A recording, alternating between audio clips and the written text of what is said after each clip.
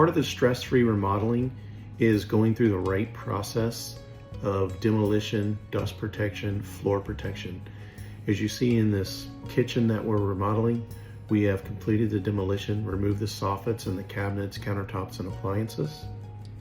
We have also put up vertical dust barriers and protected the floor. Part of the work we're doing here is now removing and cutting down a partition wall, which you see that has been completed also. The electrical rough-in is very important to get all of the wires in the right locations for all the appliances. The next part of stress-free remodeling is having an on-site book. It's like the Bible of the job.